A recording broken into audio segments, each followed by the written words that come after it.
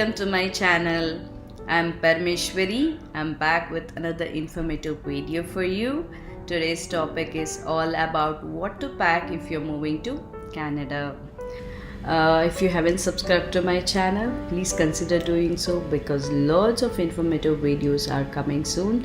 And if you have already subscribed, thank you so much because it means a lot to me and it always supports me, it always motivates me in doing more such videos for you.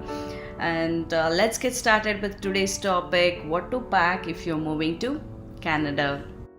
I will start with congratulating you all in getting your travel visas to Canada, and I hope you have your tickets booked already and you are all set to prepare your travel checklist, which is must to avoid any last minute confusions. First things first, you should know your airline's baggage policy. It's good if you have already done it prior to booking your tickets, else please check it right away from their websites or by calling their customer care number.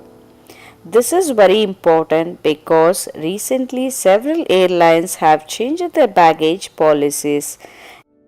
If you see the screenshot here, Lufthansa has changed the check-in baggage count for economy class from 2 to 1. So just ensure you know your airline's baggage policy. If you get an option to opt for an additional baggage for around 5,000 to 10,000 rupees, then I would advise you to go for it because you're still going to save a lot on expenses during your first couple of months in Canada. Investing on a good quality vacuum bag is one important travel tip which helps in reducing the volume of your clothes and gives more room for other items in your luggage. Things to remember before buying these bags are: you need a vacuum cleaner at home to use these bags, and buy a quality ones because cheap locks or if it has a tiny hole can make it useless. Also, this vacuum bag shrinks the clothes and you will end up with wrinkles, so be prepared to iron them once you unpack it. Buy a good passport holder. I would prefer a bigger one which can accommodate at least 4 passports, so you can keep passports of your entire family in one place, and also you can keep your old passports or visa documents, forex card or in cash, and temporary address in Canada which is required during your immigration process. So having all these in one place makes your immigration process easy and quick. Next is to carry your SIM from India. This is very much required to access your bank portals or your Indian government portals like Employee Provident Fund or India tax filing portals. And it is advisable to convert this SIM to prepaid so that you will end up paying only a minimum balance of 10 or 20 rupees once in a while, and you can activate your international roaming for which they might charge around 100 rupees, which is a one time, and that's it. You are good to use this SIM for next few years. Next is a laptop and a charger. Unless you have a plan to buy a MacBook as soon as you land here, I would advise you getting one from India, especially if you're coming on PR without job, because you need one to start with your job hunt and house hunt, and also if you want to apply for any government benefits or apply for driving license, you need a laptop for everything. Also remember, when you buy a laptop here, you will be paying additional taxes and you will be paying for operating system and antivirus, which is additional expenses for you.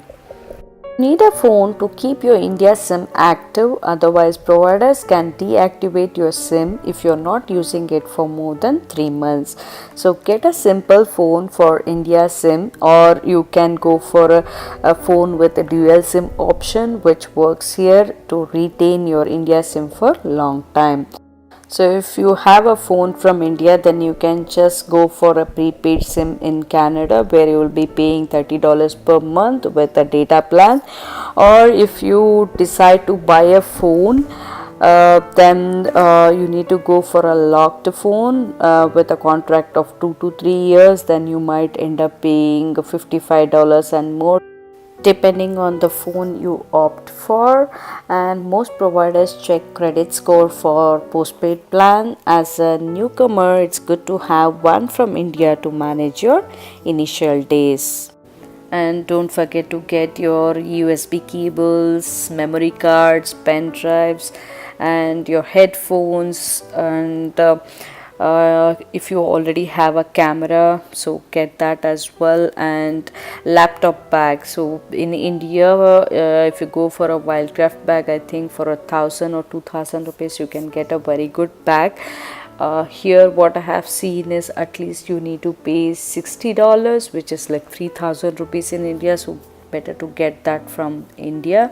And the stationaries, yeah, try to get all your basic stationaries like pen, paper, pencils, scissors, gums, staplers, all these things, and universal adapter. So this is very important if you want to use any gadgets that you got from India, electronic items, then you need a universal adapter. So you can get this from Amazon, or you can get this from any local electrical shops. You get this, so just tell them you want to use it in Canada, or you can get it for 20-30 rupees in India. And don't forget to pack your watches.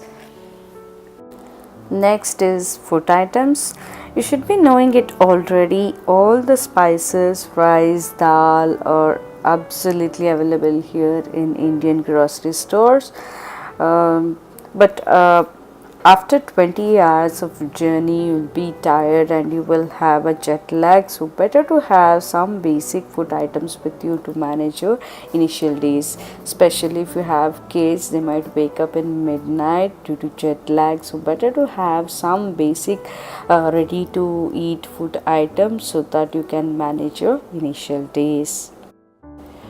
So you can pack some food items like rice, dal, sugar and salt, and some spices like pepper, turmeric, coriander powder, chili powder, sambar powder, rasam powder, and some masalas like chana masala, garam masala, and pickles, tamarind, hing. And you can also get some coffee powder, tea powder, Horlicks, Boost, Bonvita, or whatever your kids prefer. And definitely you get all these things in Indian stores. And ready to eat food like Maggi, Yippee noodles, dokla, or some oats. Or you can also get some biscuits and any other snacks or food items that your kids might prefer to manage your initial days. It saves your time and money. And next comes your basic utensils. If you are staying in Airbnb, they will give you basic utensils to manage your initial day, so you will have some time. You can, if you are planning to buy it from here. But otherwise, if you are getting it from India, it's good because you won't get all the items in one place in any of the shops, so you will have to go in search of each and every items and collect it before you move to your apartment or your basement house. So it's good if you have it ready.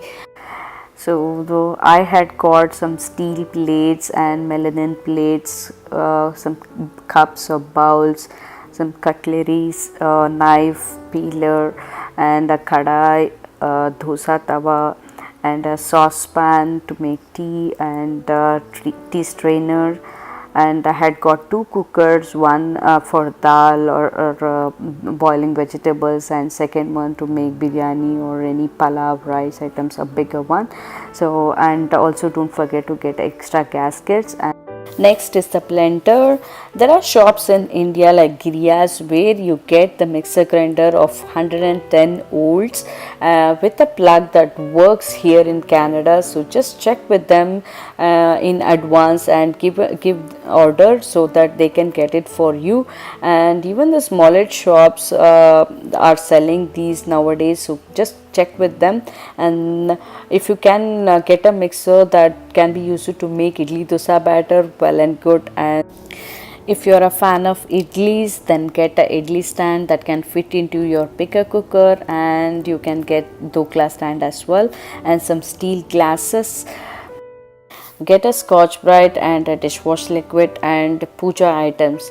So diyas and idol are very important, because the diyas here, whatever you get is not of very good quality, so better to get your basic puja items from India. Next is your medicines. You might be aware, like, medical facilities are free in Canada, but not the medicines. Medicines are super costly, and try to get these general medicines from India for fever, cold, cough, headache, back pain, and whatever the general medicines you were taking, and your medical reports, prescription medicines with prescription, and vitamin tablets, and medical equipments, thermometer or BP monitor, or whatever the medical equipments you were using, and then first aid kit. Vitamin D tablets is very important in winter, so if you are coming in winter, get that as well. And 2 pairs of specs or lens. So extra pair of spectacles is very important, because even with insurance you are covered only once in 2 years, so better to have extra pairs. And next is your toiletries and basic household items. So toothbrush, toothpaste, tongue cleaner, bath soap, shampoo, conditioner, and your face wash, scrub, bath towels and hand towels, and nail cutters, nail filers, your pedicure, manicure kit, facial kit, shaving kit, trimmer, wax strips, your personal grooming kit, and moisturizers, sunscreen lotion. If you're coming in summer, get a good sunscreen lotion, and then lip balm, talcum powder, and powder puff. So this is something I would prefer getting extra, because especially for kids we prefer using talcum powder for them with the powder puff, and I have not seen it available in any of the Indian shops as well, so better to get it couple of extra powder puffs, and then bindi, eyeliner, mascara, foundation, whatever your basic makeup kit, and then comb, comb cleaner and pocket comb. This is very important because here I have not seen a comb cleaners anywhere, and comb are very costly. They are like minimum $5, and that's for I mean, what according to me, it's too costly for a comb. We have spent just 10 rupees to 50 rupees. You get a very good quality comb in India, whereas here like $4-5 for a comb is too much according to me. Perfumes, deodorants, bed sheets, pillow covers. Buy a bed sheets of king size or queen size, and pillow covers of maximum size, because here pillows are of big size, so better get a extra large pillow covers. And safety pins, clutches, hair clips, bobby pins. These are all small items, but still I see it's too costly here. Like nothing comes less than $1, which is like 50 rupees. It's too much. And your sewing kit, yeah, this is very important. Needles and thread, like to manage your basic sewing requirement. And then umbrellas, yeah, especially if you are in Toronto or Vancouver, it rains a lot, so better to get an umbrella.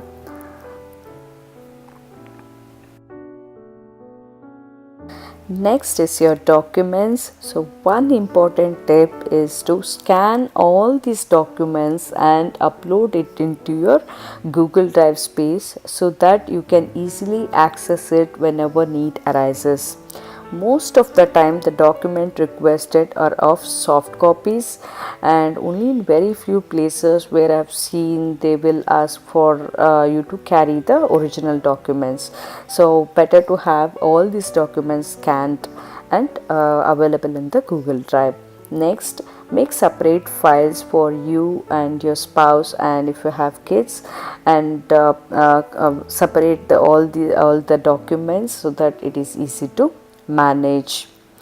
Let's see what are the documents that you need to carry. Of course, the first is your passport, visa, or your confirmation of PR, and then your PR related documents like proof of funds, educational assessment document, your educational certificates, your degree certificates, and then your IELTS results, address to send a PR card. This is your temporary address where your PR card need to be sent. This address you will be sharing with your immigration officer.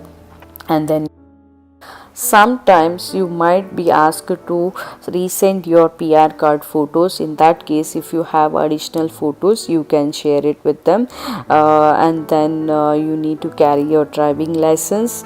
If you are on work permit, you can carry your international driving permit. And then if you are on PR, then you need to carry a DL extract to get your driving license here. And then photocopies of passport, visa, confirmation of PR, DL extract, your resumes, and your kid's birth certificate original is important, and your marriage certificate. So all these documents are required, so just carry these documents. So for kids, you need to carry a vaccination report that is signed and sealed by your pediatrician, and then original birth certificate and any educational documents like previous year marks reports or anything if you have, and then their favorite toys or puzzles or some rhymes loaded in phones so that they can be engaged in the flight, and then milk powders or cereals if you want to want during your initial days, and then baby bowls or plates, then nail cutters, baby nail cutters, and then bath towels, kerchiefs, toothbrush, paste, tongue cleaner, sippers and bottles for toddlers, and socks, shoes, Crocs, and indoor slippers. Indoor slippers are very important during winter, so make sure you're getting some, and pair of gloves, sweaters, sweatshirts, or some ethnic wears and innerwears. Is your swimsuits and swim glasses. Most of the apartments here will have a swimming pool open in summer, so better to have one. And then your waterproof or reusable mats, that is absorbent dry sheets that you get in Amazon India. This is especially if you have a very small babies, so that you can protect your bed. And next is your pram or car seats. This you can get after coming here also. At least consider buying pram as soon as you come here if your kids are very small, because most of the places here in Canada are accessible through wheelchairs and prams, so it's good to have one. And then some fruits and snacks to manage in your flight, diapers, wipes, rash creams, and milk, water, and juice. So these are required during your flight time, because the baby meal that is provided in flight, most of the time it will be just milk, or they will give some Cerelac or something. That's it. So better have something so that your kids will enjoy the food in flight. Next is your traditional wears and matching jewelry. So if you want to attend any Indian events, you can see most of the people prefer wearing Indian ethnic wear. So if you have some, you can get it as well. And if you're visiting any temples also, they prefer wearing Indian kurtis or saris like that. So it's up to you. Next is your formal wears. Formal wears for attending any interviews. Next, summer wears and jeans, tops, and matching sandals for your traditional wear, and formal shoes for your office, and running shoes or walking shoes, because initial days without car you will have to walk a lot, so you may need a comfortable walking shoes. And then indoor sandals, if you're coming in winter, try to get one, or else if you're you can buy one from Ardeen for $3 or $4, and then your innerwears. And for men's suits, formal shirts are very important, especially if you are into managerial roles. You are expected to wear suits most of the days, and for office parties, events, and for interviews this is very much required. And if you are technical person, then at least for office parties and events you can have at least one or two sets, that's fine. But for manager roles I think you can get at least 3 or 4, so you can wear it frequently. And here what I have seen is at least it costs you minimum $200, and also you have to pay for alterations and other extra things. So better to get this from India. And then summer wears, belts, formal or casual, and then jeans, t-shirts, vests, briefs, swimsuits, and formal shoes, running shoes, sandals or flip-flops, and indoor sandals. And yeah, I think good. And you have many options once you are here. Slowly once you settle down you can start shopping in malls. There are a lot of options available for both ladies and men, so enjoy. But at least have clothes that can cover you at least for 3 to 4 months till you get a job and get your first month salary. Usually here you get salary after a month. I mean first salary can be delayed depending on the company. And for contractors at least they will take for around 45 days or so after your first month. So I mean you have to give at least 2 months of time in that case. So better to have sufficient clothes to manage your initial days to avoid any expenses during your first few months. Okay, this information may be repeated. I thought I would put all the things that you need in a check-in baggage so that it will be easy for you. And I have added toothpaste, brush and soap at the end, which you can use it if you have a layer of more than 4 or 5 hours. You can use this to get refreshed. And yep.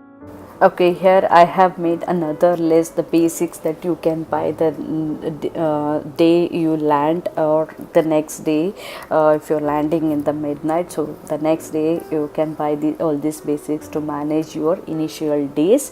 So that's milk, curd, eggs, bread, cornflakes or some cereals, and onion, tomato, ginger, garlic and green chilies, coriander leaves, curry leaves or some basic veggies for to make some curry, and oil, dishwash liquid if you're not getting it from India, and then laundry detergent.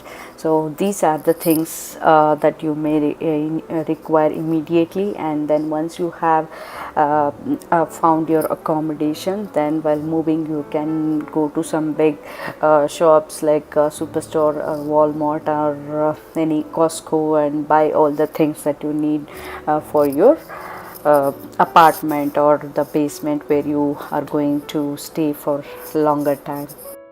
I hope the information shared in this video is useful for you, and don't forget to give a thumbs up for the video and also subscribe to my channel for more informative videos. Thank you for watching.